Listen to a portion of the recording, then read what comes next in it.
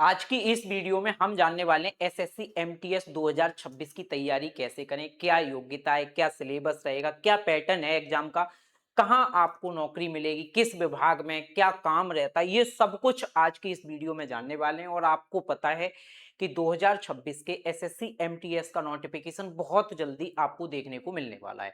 मुश्किल से 10 से 12 दिन लगेंगे जब तक आपके सामने नोटिफिकेशन आ जाएगा। और ये मान के चलिए कम से कम 10,000 वैकेंसी आने वाली है। तो आप सब लोग अगर 10वीं पास हैं तो मैं आपसे यही कहूंगा कि आज से ही आप एमटीएस की तैयारी शुरू कर दीजिए।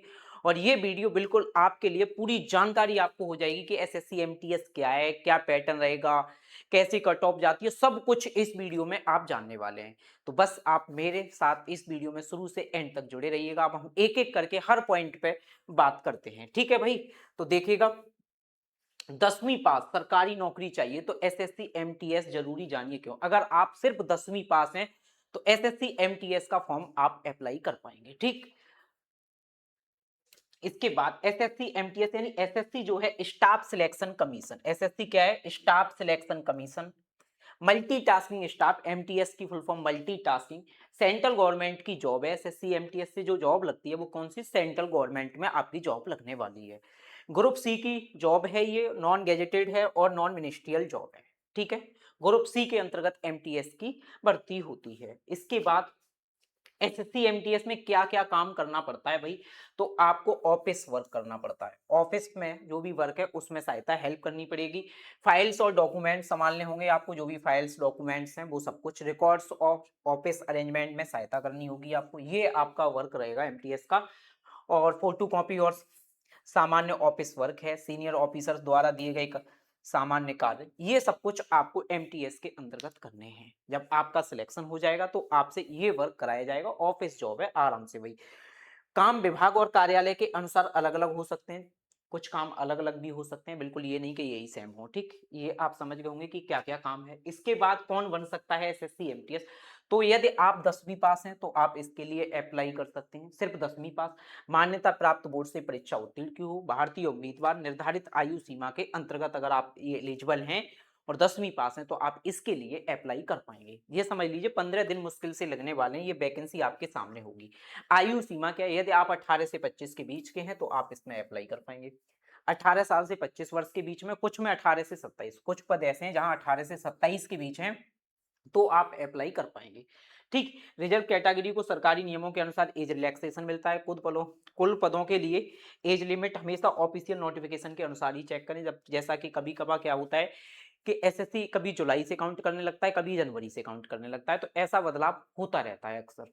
तो एक बार आप नोटिफिकेशन के द्वारा डेट देख सकते हैं कि इस डेट से इस डेट के बीच के बच्चे अप्लाई कर पाते हैं, तो और आपको सटीक जानकारी इसकी मिल जाएगी, ठीक है। इसके बाद हम जानेंगे इसके बारे में कि एसएससी एमटीएस एग्जाम पैटर्न क्या होता है। सबसे इंपॉर्टेंट कि एसएससी एग्जाम का पैटर्न क्या है।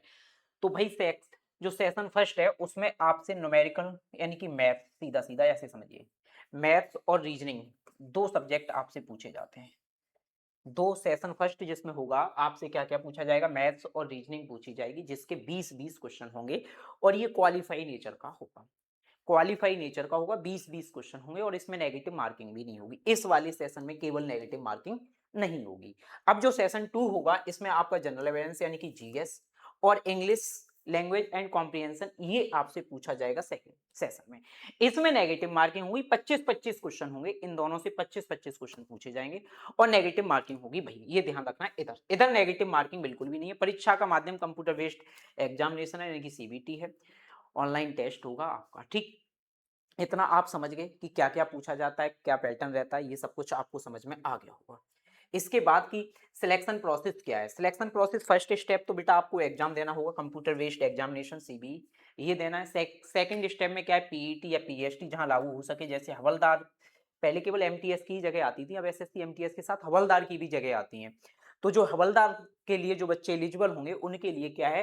पीईटी और पीएसटी यानी कि फिजिकल टेस्ट देना होगा, सिर्फ उन्हीं बच्चों को जो हवलदार के लिए एलिजिबल हैं, सिर्फ उनके लिए। थर्ड स्टेप में क्या होगा? आपका डॉक्यूमेंट वेरिफिकेशन होगा यानी कि डीबी होगा। फोर्थ स्टेप में आपका फाइनल सिलेक्शन हो जाएगा, ठीक है। तो सबसे इंपॉर्टेंट स्टेप ये है आपके लिए, जो सबसे इंपॉर्टेंट है। अगर आप इससे क्वालिफाई कर पाते हैं तो फिर आगे जो बच्चे सिर्फ हवलदार के लिए एलिजिबल होंगे उनके लिए ये होना है, बाकियों के लिए नहीं होना है, बाकी डीबी आपका होना है, ठीक। इसके बाद आगे जानिए भाई, इस बैच की मान लो इस एमटीएस की तैयारी के लिए अब क्या किया जाए, तो आप हमारे साथ जुड़ सकते हैं एग्जाम विधि पर। हम लेके आए एक अभी नया बैच जो कि आपका मंडे से स्टार्ट होने वाला है। नेक्स्ट मंडे जो है आपका उससे स्टार्ट होने वाला है। कौन सा है? एसएससी एमटीएस 2026-27 सौर्य बैच। ये सौर्य बैच, ठीक है। ये एमटीएस की संपूर्ण तैयारी आपको यहाँ कराई जाएगी मात्र कितने में? 99 रुपीज में।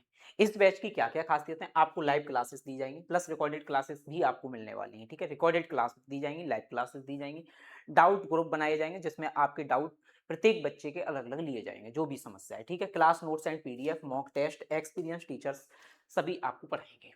तो आप हमारे साथ जुड़ सकते हैं इस बैच में मात्र 99 रुपीज में। और यदि आप एक बाई 1 कूपन कोड यूज करेंगे, बाई 1, तो आपको 10% का डिस्काउंट भी मिलेगा।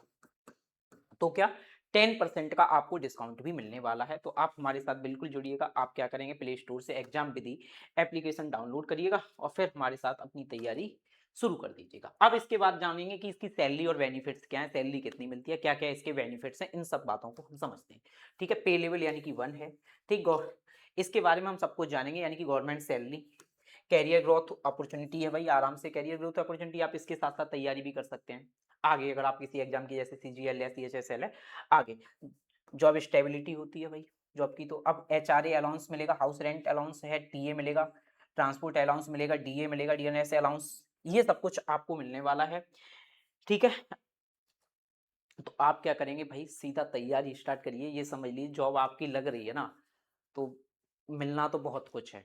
आपको लगेगा कि कुछ नहीं, एमटीएस एक छोटी नौकरी है, आप क्या करेंगे? इसके साथ अपनी तैयारी आगे कर सकते हैं। एक छोटी सी जॉब आप पकड़ लेंगे, फिर आराम से आप आगे बढ़ते चले जाएंगे, बाकी प्रमोशन भी होते रहते हैं, ये भी आपको पता होगा। चलिएगा, जॉब कहाँ मिलती है, इसकी सबसे बड़ी बात है कि जॉब कहाँ मिलेगी। तो आपको मिनिस्ट्रीज में यानी कि मंत्रालय में, ठीक है, सेंट्रल गवर्नमेंट डिपार्टमेंट यानी केंद्र सरकार के विभाग में, और गवर्नमेंट ऑफिस ऑफ सरकारी कार्यालय में, इन जगह आपको जॉब करनी होगी इसकी एमटीएस की, ठीक। इसके बाद में SSC MTS preparation road map, क्या क्या सब्जेक्ट में कौन क्या क्या टॉपिक्स पूछे जाते हैं। तो मैथ में आप देख रहे हो नंबर सिस्टम है, परसेंटेज है, प्रॉफिट एंड लॉस है, एवरेज है, ratio and proportion, time and work है, टाइम स्पीड डिस्टेंस है, इंटरेस्ट यानी कि simple interest, compound interest, mensuration है। ये टॉपिक आपके रहने वाले हैं किसमें? एमटीएस में रहता है, क्योंकि अर्थमेटिक का सेक्शन कर दिया है। एडवांस का ये मेंसुरेशन रहता है, बाकी टॉपिक नहीं रहते हैं, ठीक है। तो इसलिए बाकी दो एक टॉपिक और मान लीजिए, बाकी ये सब दे ही रखे हैं, एवरेज वगैरह है सब कुछ दे रखा है, ठीक।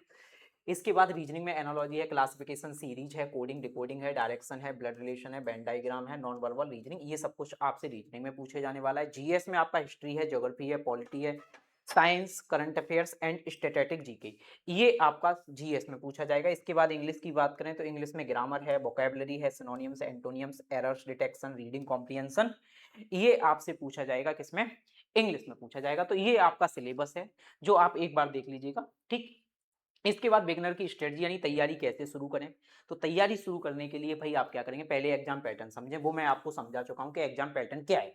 दूसरी बात, सिलेबस को छोटे छोटे टॉपिक्स में बांटें, तो ये भी हमने एक बार आपको दिखा दिया है क्या क्या टॉपिक्स पूछे जाते हैं, एक बार आप अपने अनुसार बांट सकते हैं, ठीक। इसके बाद रोज नियमित पढ़ाई करें, आपको डेली पढ़ाई करनी पड़ेगी। उसके बाद mock test and previous year questions लगाएं। कंसिस्टेंसी ही एमटीएस की तैयारी की सबसे बड़ी चाबी है। अगर आप कंसिस्टेंसी नहीं रखेंगे तो समझ लीजिए आपको दिक्कत होने वाली है। यानी कंसिस्टेंसी ही, कोई भी एग्जाम सही, सबके लिए सबसे इंपॉर्टेंट है कंसिस्टेंसी, ठीक। इसके बाद भाई आगे देखते हैं कि एसएससी एमटीएस को छोटी नौकरी समझने की गलती मत कीजिएगा। कि कुछ बच्चे क्या होते हैं, एमटीएस की बहुत छोटी नौकरी है तो इसकी तैयारी नहीं कर रहे। भाई इसकी तैयारी करो, छोटी मत समझिए। यह सेंट्रल गवर्नमेंट की जॉब है, शानदार सैलरी और अलाउंसेस हैं, जॉब स्टेबिलिटी और कैरियर ग्रोथ के बेहतरीन अवसर हैं आगे। आगे आप बहुत अच्छी ग्रोथ करोगे इसको, इसमें सिलेक्ट होने के बाद, ठीक। आप भी एसएससी एमटीएस की तैयारी शुरू कर सकते हैं। 10वीं पास है, एमटीएस की तैयारी, computer based examination, selection process, central government की जॉब, ये सब कुछ आपको मैंने पूरा समझा दिया है एक एक बात। बाकी आप हमारे साथ बिल्कुल जुड़ सकते हैं भाई। अगर आप 10वीं पास हैं और सरकारी नौकरी की तैयारी करना चाहते हैं तो एमटीएस आपके लिए एक बेहतरीन अवसर हो सकता है। वीडियो को शेयर करें, चैनल को सब्सक्राइब करें और एसएससी और सभी गवर्नमेंट जॉब एग्जाम की जानकारी के लिए जुड़े रहें हमारे साथ।